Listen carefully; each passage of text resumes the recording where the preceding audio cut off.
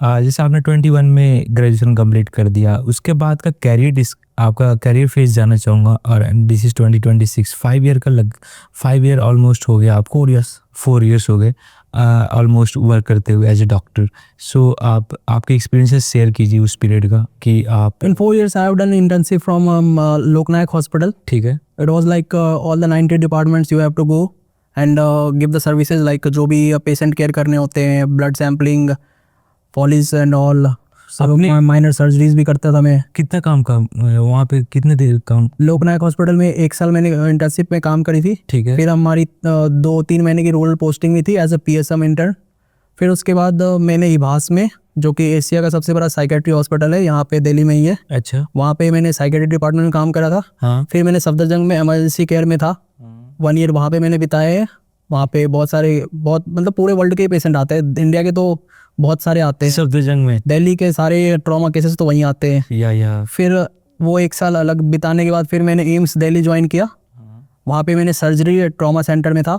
तो वहाँ पे दिल्ली के अंदर जितने भी रोड ट्रैफिक एक्सीडेंट थे, गन शॉट इंजरीज होते थे, एंड फॉल फ्रॉम हाइट या ट्रेन से इंजरी या कुछ भी ऐसा होता था, तो सब वो एम्स ट्रॉमा सेंटर में आते थे। ओके। सारे लीडर्स वगैरह वहीं आते थे, VIPs भी आते थे, सब आते थे। तो एक बार प्रेसिडेंट से मुलाकात हुई थी वैसे। This current president? No, it was like ex president.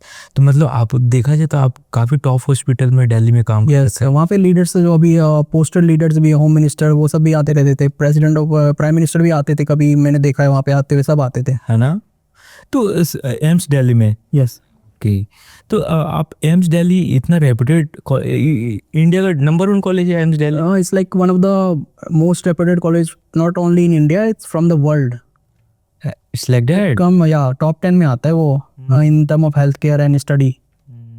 या सो अभी एम्स दिल्ली में ऐसा है कि सेपरेट एंट्रेंस लेता है, ऐसा था? सेपरेट एंट्रेंस होता उनका MBBS के कोर्स? उस टाइम होता था जब अब नहीं होता था। नहीं, अब नहीं होता, अब वो कॉमन नीट UG कर दिया गया है। ओके। तो आप जैसे बता रहे थे कि आप इंजरीज एंड एक्सीडेंट वाले फील्ड में थे एम्स दिल्ली में, आपने पेशेंट्स को हैंडल किया।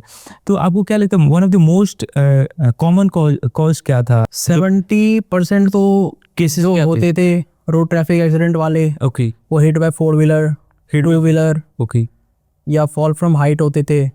तो 70% केसेस होते थे under the influence of alcohol.